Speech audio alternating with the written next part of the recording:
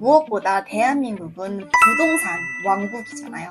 그럼 현재 대한민국 부동산 대장 뭘까요? 현재 대한민국 사람들이 가지고 있는 사회적 믿음, 사회적 합의, 인구에 비해 좁은 택지, 좁은 면적을 가진 우리 대한민국의 숙명일까요? 아니면 부동산 불패 신화에 우리가 너무 중독되어 있는 거 아닐까요? 인간의 타고난 모험심에 날개를 달아주게 됩니다. 23년 후에 살아남은 회사는 이게 바로 변화죠. 안녕하세요, 여러분.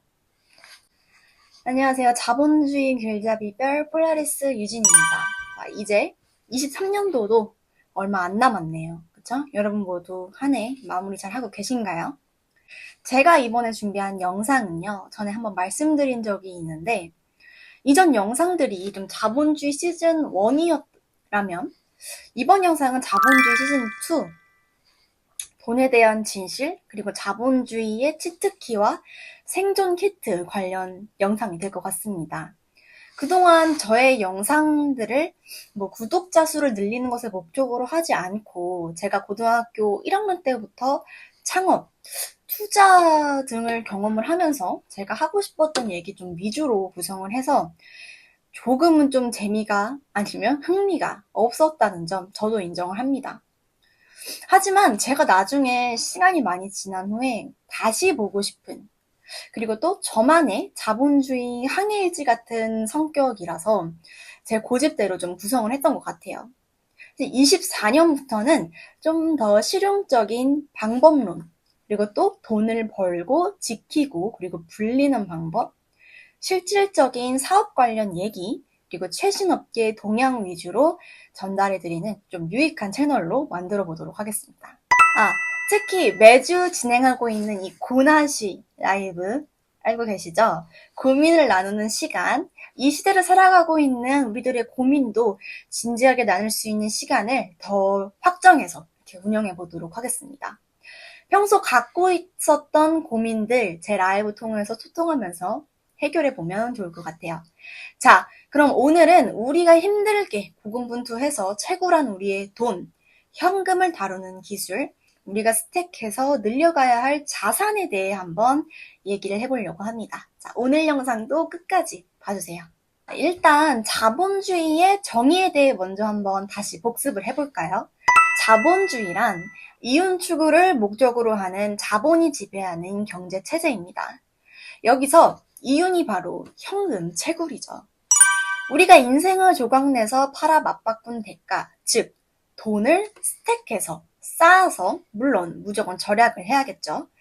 이렇게 모아 만든 자본, 이 자본이 좀 효율적으로 일을 해야 우리는 자본주의에서 생존하고 부자의 길로 항해할 수 있습니다.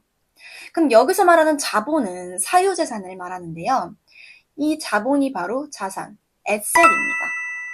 자, 이 자산의 종류에는 그 형태, 그리고 특징에 따라 유동자산, 금융자산, 고정자산, 무용자산 등이 있고요. 이 자산을 좀 더 명시적으로 간략하게 부동산, 주식, 상품, 이렇게 세 가지 분류로 나눠 알아보려고 합니다. 우선 첫 번째, 부동산입니다. 가장 친숙하고 쉬운 편이죠. 형체가 딱 존재하고 무엇보다 대한민국은 부동산 왕국이잖아요. 그리고 실제 우리가 살고 있는 공간이기도 하고요. 자, 그럼 현재 대한민국 부동산 대장 뭘까요? 바로 서울 서초구 반포에 소재한 아크로 리버파크 아리팍입니다. 자, 네이버 부동산에서 조회해보면 지금 영상을 찍고 있는 현재 80제곱미터가 28억 정도네요. 그렇다면 지금 이 가격 28억이 정말 이성적으로 판단해서 맞는 걸까요? 이 금액 정도의 가치가 있는 걸까요? 이런 질문이 나올 수 있겠죠. 너무 거품이다. 말도 안 되는 가격이다 할 수 있겠지만 현재 지금 이 금액으로 거래가 되고 있습니다. 실제로 맞는 가격이고요. 적어도 저는 그렇게 생각을 합니다. 이 물건이 서초 반포에 있으니까 이 가격이 맞다고 인정됩니다. 만약 이 아파트가 지금 제가 살고 있는 창동, 노도강이죠. 여기에 있다면 과연 얼마일까요?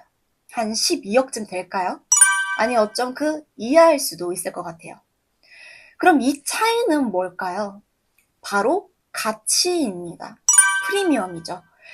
일자리, 교통, 편의시설, 교육, 그리고 강남 아파트라는 자산 가치. 현재 대한민국 사람들이 가지고 있는 사회적 믿음, 사회적 합의, 컨센서스, 그 가치, 프리미엄을 결정합니다. 자, 물론 부동산은요, 좀 특수한 자산이라는 점 저도 동의합니다. 인구에 비해 좁은 택지, 좁은 면적을 가진 우리 대한민국의 숙명일까요? 아니면 부동산 불패 신화에 우리가 너무 중독되어 있는 거 아닐까요? 저를 포함해서요. 지금도 공부 중이고 실습 중이지만 아직은 제가 풀지 못했습니다.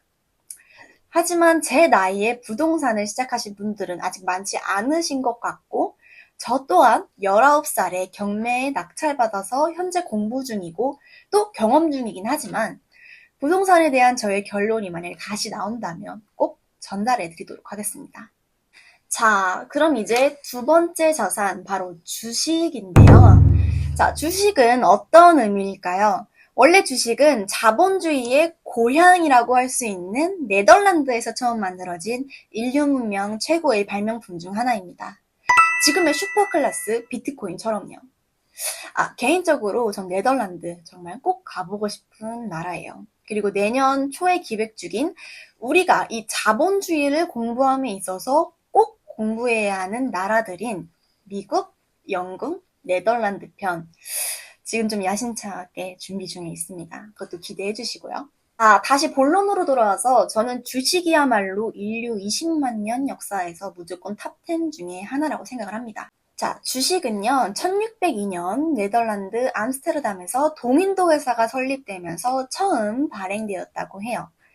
대항해 시대, 그 당시 이 대항을 건너 아시아까지 교역을 하기 위해 엄청난 그 리스크를 안고 준비해야 했었죠. 이 대항을 항해할 수 있는 큰 배와 수많은 인력과 막대한 자본을 투입해야 했는데 그 당시에는 대규모 비즈니스였고 상당히 부담스러운 리스크를 감당해야 하는 모험이었죠. 자, 말 그대로 하이 리스크, 하이 리턴이었습니다. 그래서 공안해낸 게 바로 주식이에요. 리스크를 분산하고 그에 따른 이익을 나눈다, 이익을 공유한다 입니다. 아이디어와 아이템을 현실화, 사업화하는 과정에서 발생하는 그 리스크를 극복하고 산업혁명과 과학혁명을 촉진했던 거죠. 인간의 타고난 모험심에 날개를 달아주게 됩니다. 자, 다시 정리하면 위험을 분산하고 이익을 공유하면서 그 회사의 소유권을 나눠 갖는 것, 즉 동업이죠. 심지어 그 회사의 경영자가 원하지 않아도 언제든 동업이 가능합니다. 그게 바로 상장 기업이에요. 이 회사의 소유권을 조각으로 나눠서 그 권리를 사고 팔면서 이익을 공유, 즉 배당이죠. 그리고 또 그 회사의 그 가치가 사회적 합의에 의해 올라가면, 즉 프리미엄이 붙어 미래가치가 올라가 주가에 반영되는 형태, 그야말로 자본주의의 꽃, 그게 바로 주식입니다. 자, 예를 들어서 삼성전자를 한번 보겠습니다. 자, 발행 주식 수가 약 60억 주인데요. 자, 쉽게 소유권을 60억 개로 나눈 겁니다. 소유권을 60억 개로 쪼개서 주식으로 사고 파는 건데요. 그리고 주당 가격은 현재 영상을 찍고 있는 현재 약 7만 원. 자, 제가 산 가격은 지금 평균 매입가가 7만 8천 원입니다. 내가 한 3년 정도 전에 공부하면서 샀던 기억이 나네요. 마음은 좀 아프지만 저는 수업료라 생각을 하고요. 이 주식을 소유하면 이렇게 주주총회에 참석 우편도 오더라고요. 현재 외국인이 50%를 소유하고 있고 이 마켓 캡, 그러니까 시가총액은 434조 원이고요. PER, 즉 주가 수익 비율이죠.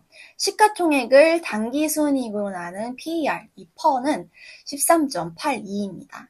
아직까지 우리나라 대장이에요. 자, 그럼 이걸 한번 보시죠. 전 세계 기업 시가총액 탑 20입니다. 전 세계 상장 기업의 시가총액이에요. 아까도 말씀드렸지만 이 회사들의 경영자가 원하지 않아도 우리는 언제든지 이 회사의 주식을, 즉 분할된 소유권을 자유롭게 사고 팔 수가 있습니다. 언제든 동업이 가능하다는 얘기죠. 자, 잠깐 볼까요?